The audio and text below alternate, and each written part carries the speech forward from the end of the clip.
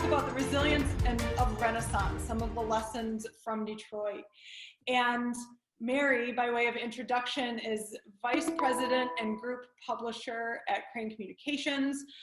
This is, and by the way, covering cranes from Detroit, Chicago, Cleveland, and New York. She's done phenomenal work expanding the publications themselves and their reach and influence by doing things and creating events like Detroit Homecoming, which is a program that has documented over $600 million in economic impact since it started in 2014. She's got volunteer roles as a chair at Grand Valley State University, vice chair at Skillman. She's a member of the board at the Detroit Institute of Arts. So with that, Mary, welcome to the conversation. Thank you. And I've been actually on listening to the entire thing. I gotta admit, I was doing a few email responses as well while I was listening, but I wanted to hear your other guests. Fabulous. Well, I'm so glad that you joined us for the conversation today. You know, in coming to this and in even doing the outreach, inviting you to this conversation, resilience is at the heart of Detroit as a city. Mm-hmm. And you have been such a vibrant part of the Detroit community that we couldn't not have this conversation here today. So I want to ask you, as we're getting kicked off, what is piquing sort of your interest and your hope right now as we're all faced with this time of such great disruption? Well, you know, I think part of it is that I am excited. Of course, this is a crisis, right? But for so long, Detroit and the Midwest in general has been considered the Rust Belt. It's been considered the old school, the old industry, everything old, and everything that mattered was happening on the West Coast or the East Coast. So now let's see what happened with this crisis.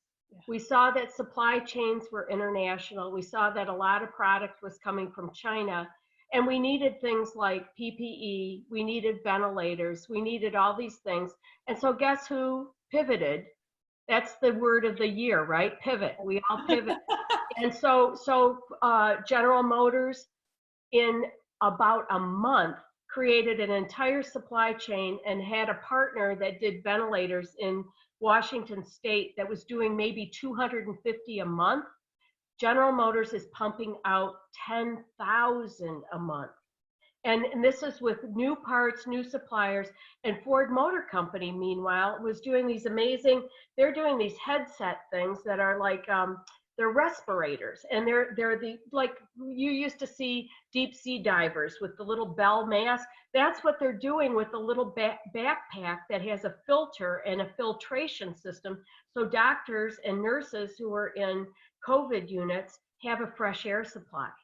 And it's remarkable to see. And I just hope that out of all this, we have kind of a respect for companies and a part of the country that knows how to make stuff. Yeah. And that's, you know, one of the things that I love about what you're saying here is there's this notion that, or oftentimes, particularly as we think about building a future or what comes next, that we get rid of what was here before, or that it wasn't good, or that, you know, and what you're saying is the value that comes out of such strong economy, strong backbone, ability to innovate, because you've had to be so resilient, you meaning the city or the companies inside of it over time. So it feels like there are lessons to be pulled from, you know, what can we, that question was, what can we take of most value from the past to begin to build a new future? Well, it's interesting because Mary Barra, who is the CEO of General Motors, she had an interview this past week, and I can't remember if it was Wall Street Journal or Bloomberg, but she was basically observing that, hey, we are moving so quickly. I wish we moved this quickly as a matter of course. We're doing it because it's a crisis and everybody's all in, but they're going to try and learn and take from this crisis the lessons that they've learned about moving quickly and pivoting quickly. And I think it's, I mean, again, there are people dying. It's a crisis, and it's a horrible thing. But at the same time, a crisis is a terrible thing to waste. You have to learn from this crisis, and you can be a better company, a better person, a better organization, nonprofit organization. You can come out of this stronger than you were going in. Yeah, and that takes a proactive action in the face of all of this change. So I think, and from our very first conversation, talking about this notion of the moment of disruption, we all feel fear, and so we're just holding on to survive. Yeah, yeah. And there's a moment for that, but then there's taking that next step into, okay, since we're here, yeah, what can we do to shore everything up and learn so that as we move forward, things get better? Well, you know, it's interesting. Another, the auto industry shut down. Now they started going back last week. They're going back for real tomorrow, the 18th. But they got the plants ready. Lear Corporation, which is a company that you kind of think it's global. They have plants in China. They have plants all over the world. In early April, they issued a playbook for re-entering. And they issued another edition of that playbook, and they are doing thermal checks. They're doing all different kinds of things. They're piloting a system that would take body temperatures actually on the line, not just when you're coming in. And they have plexiglass. They're not closing their break rooms. They put plexiglass sneeze guards on their round tables so people can see each other and feel like they're part of something. But I'll tell you, when I look at Lear, and it's a free playbook, they've had 25,000 downloads of their playbook. Lear is giving more direction than the CDC is on how to re-enter, when you think about it. And there's been a lot of publicity, there's been a lot of news coverage at how limited the CDC's guidelines have been, how inexact. And I think that here we are with an auto supplier based in suburban Detroit that's actually offering more help to businesses trying to figure out how do they reopen and re-enter safely. Yeah, and one of the things that's at the root of what you're explaining is that through this playbook, the old models of competition would have us thinking, this is my secret, so I'm not going to share with the rest of everybody because I will successfully open up and therefore gain some sort of a competitive advantage. And this feels like a dramatic shift into dissemination of information, the exact opposite of that, as what also now feels like a strategic advantage of some kind, because now everybody's looking to you as an organization who's figured this out. Yeah, I think Ray Scott, the CEO of Lear, deserves a lot of kudos for this, because he could have done exactly what you just said. And he said, nope, we're going to open it up to anybody, even retail can get something out of that playbook. Yeah. Yeah. And that's, as the next several months unfold, playbooks like that and people and organizations who are able to adapt quickly and understand how to handle this accordion-like movements, shuttings, openings, reopenings, restrictions. This is going to happen in that way. So greater communication, greater community seems to be a strategic advantage in this space. Mm-hmm. I agree. We're getting some questions here. One from Wallace. What do you think is the one thing that small businesses could do to serve the underserved in this time? Serve the underserved. Well, I'll tell you, one of the things that has happened in Detroit is, if there is a silver lining out of all of this, the idea that in many major cities, the internet connectivity is incredibly low, right? So you and I take for granted that we have this wireless setup at home. Yeah, once in a while a screen might freeze, but we've been doing business basically for the last 2 months. Yeah. That's a privilege that we have. Yes. And most households in a city like Detroit do not have that privilege. They do not have that access. And small businesses haven't either. They might have a brochure website, but they were not set up for e-commerce. So one of the things that the city of Detroit did was create this program to ramp up companies, small businesses, moms and pops, small neighborhood businesses online with e-commerce as quickly as possible. They only have 100 businesses in their first cohort, but it is like they're on a mission to get those companies, those businesses up and running. And then I think the opportunity for small business to better serve their immediate neighborhood and their community will be there. But not many households in Detroit have wireless service. So the customers, it's an interesting time because you watch the restaurants doing the home delivery or the pickup at the curb. They're just trying to keep their heads above water. I've seen retailers do Facebook Live. A woman who has 4 stores in Detroit, women's apparel, she did a Facebook Live shopping experience. Had never done anything like that before in her history. Her problem was it was one of the biggest retail days she's ever had.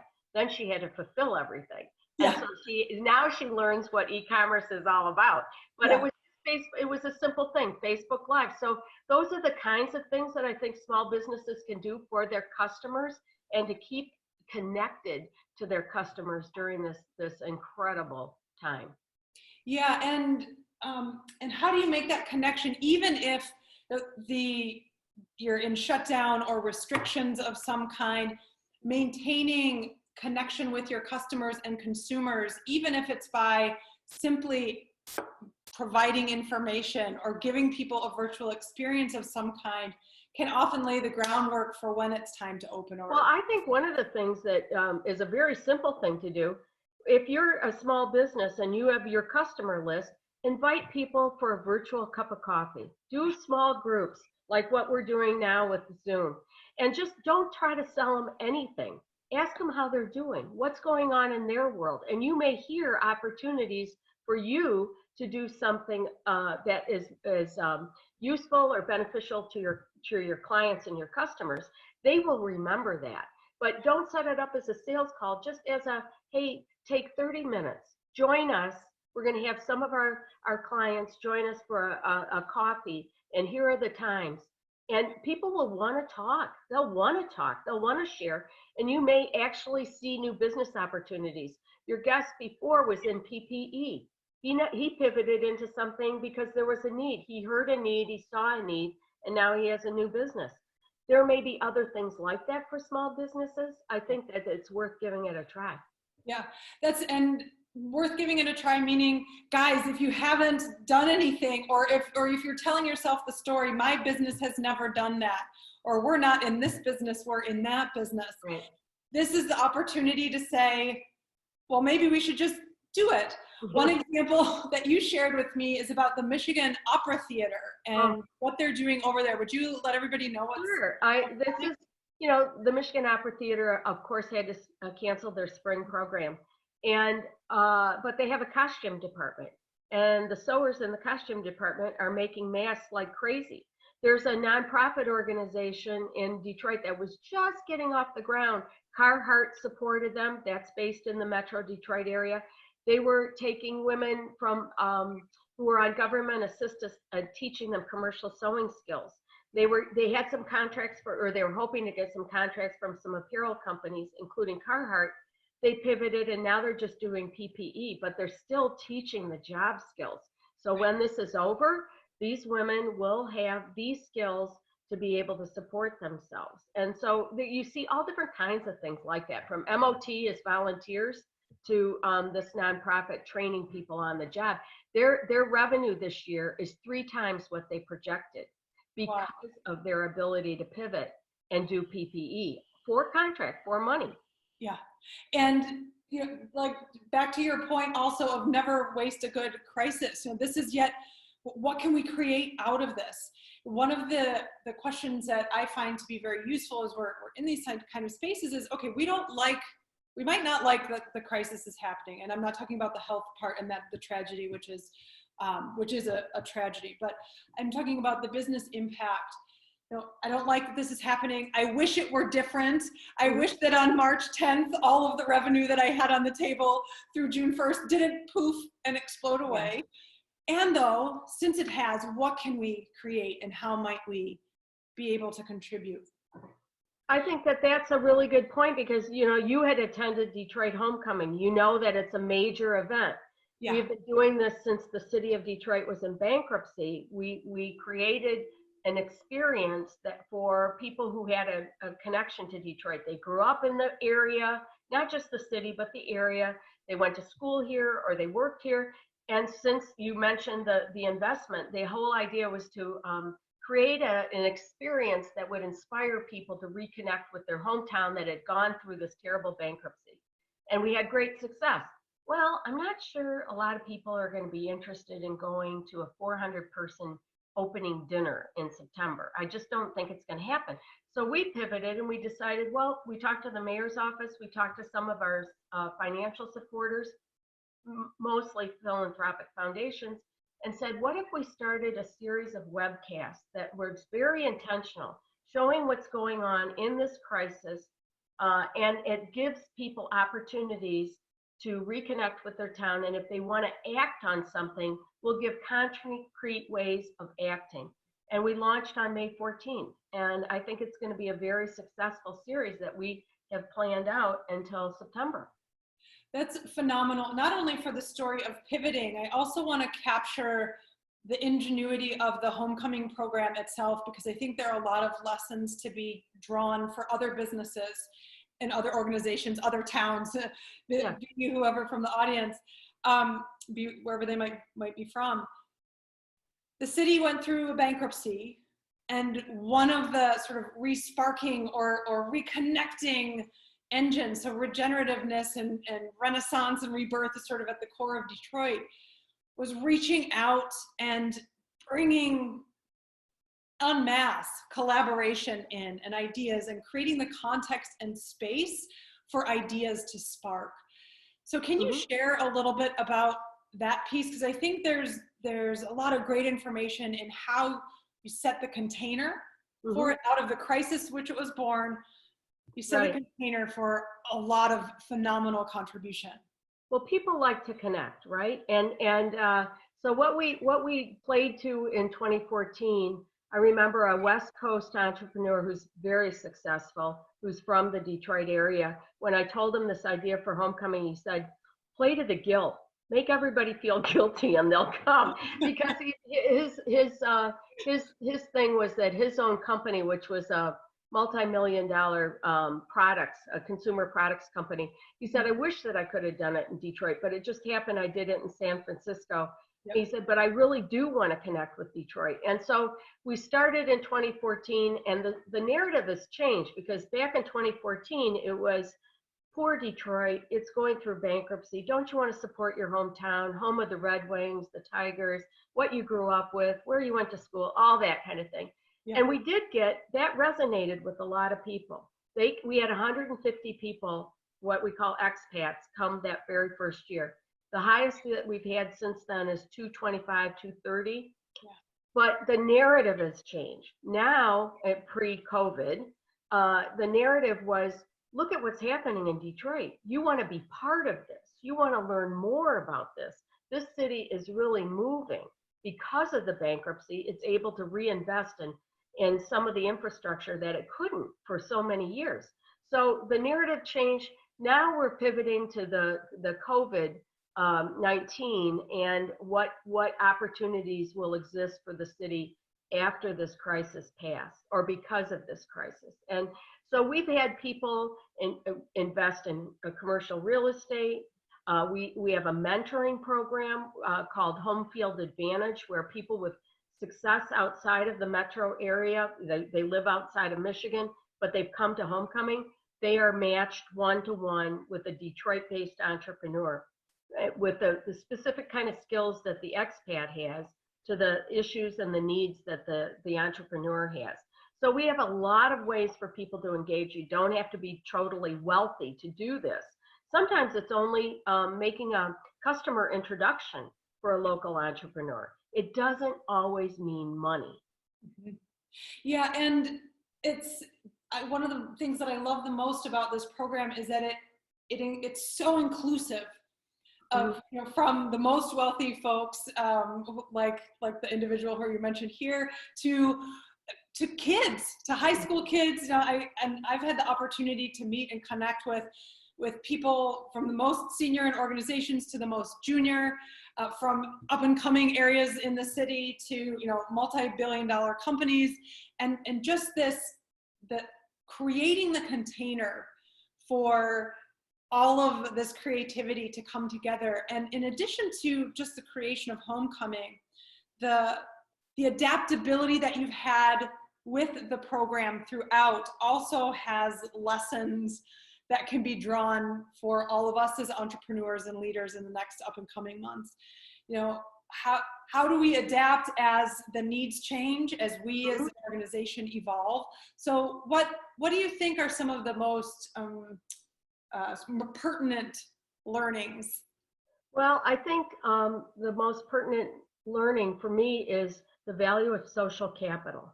Mm-hmm. It is enormous. That's how Homecoming started. We leveraged a lot of social capital that we had on the ground here in Detroit to get the funding to be able to support something. And what we have told the funders, and they see our budget and they see our reports, it's been about a 300-to-1 return in terms of what we've gotten from philanthropic foundations and what the actual documented outcomes have been. So we have strong support with the philanthropic community. Beyond that, I think that we have defined our markets broadly in terms of inviting expats to come back to Detroit. You want people who have passion for the city. You want people who, they may not be have the title of CEO, but they're influential in a sphere. They're in a nonprofit space, or they're in a sustainability space. They're leaders in sustainability. They're networked, and they in turn can network on behalf of Detroit. And so this granular kind of connectivity of people reconnecting with their hometown, meeting people on the ground, seeing where they can plug in or have a connection that could be useful, bringing a conference to Detroit.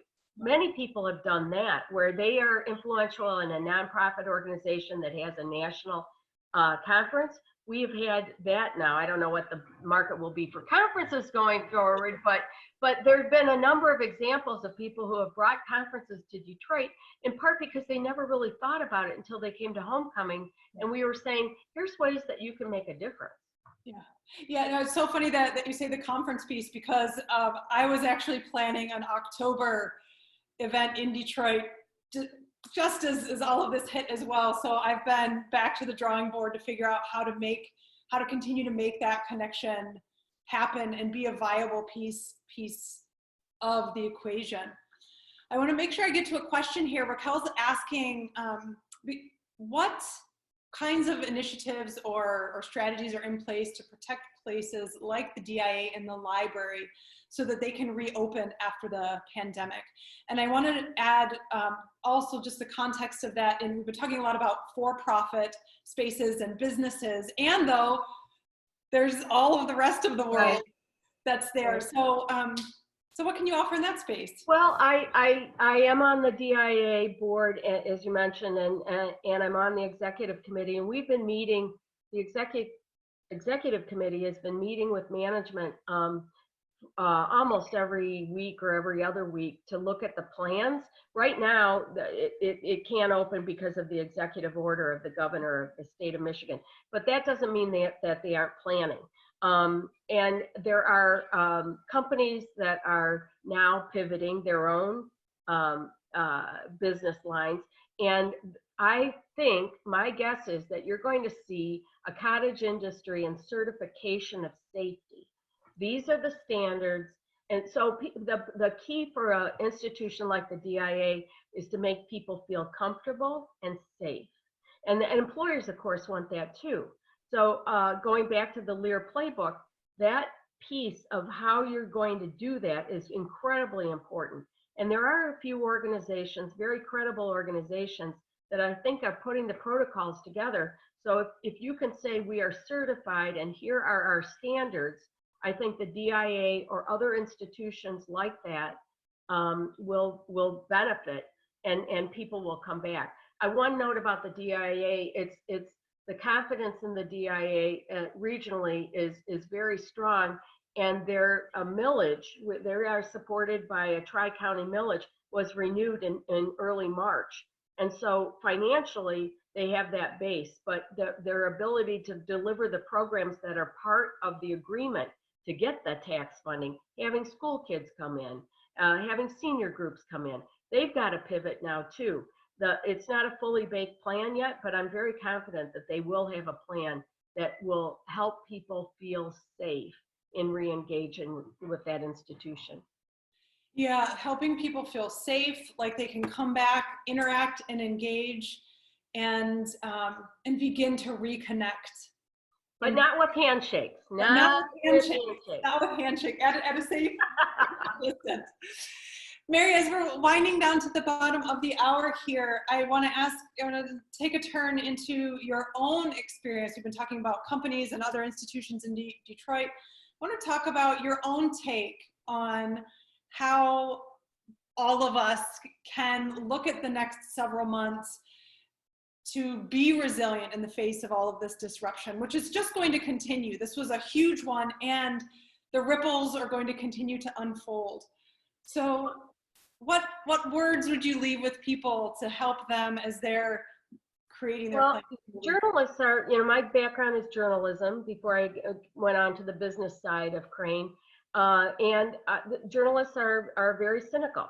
So I have that little bit of cynicism, but I am a hopeless optimist. And so I think that balance of oh yeah, right, but being very optimistic, I think it's seeing the opportunities and not giving in to a relentless negative narrative.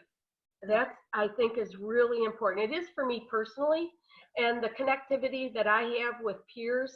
I'm doing a lot of Zoom cocktail hours, and I get energy from those because I'm seeing people I care about, and it helps my own spirit. And I believe that feeding your own soul is going to be very important moving forward. Yeah, I couldn't agree with you more. This kind of connection, which is yet one more reason why I'm so happy you were able to join us today, is kind of connection, feeding your own spirit, not necessarily listening to every word that we're being bombarded with, making some choices about how we're going to move forward. And the theme through all of the answers that you've given about the great companies in Detroit and the nonprofit organizations, collaboration with an eye toward positivity. I think that positivity is the word, and not a mindless Pollyanna. But right. Yes, you gotta be. If otherwise, why get out of bed in the morning? Right, it's just too much. Well, that's exactly it. There's the distinction in questions that I find incredibly useful. We can be captive to our circumstances, always asking, why is this happening to us? Or captains of our destiny saying, okay, since we're here, what do we want to create? So I'm a Winnie the Pooh fan, and even though Eeyore is one of my favorite characters, I don't want to be Eeyore. Right. An Eeyore-free zone if you're talking to Mary. Well, Mary, I can't thank you enough for sharing part of your Sunday with us, your ideas, your experience. It's been wonderful to see you. Enjoyed the conversation. Thank you. Thanks for asking me. So much. I look forward to seeing you again very soon, be it in person or online. Okay, bye-bye. Bye-bye.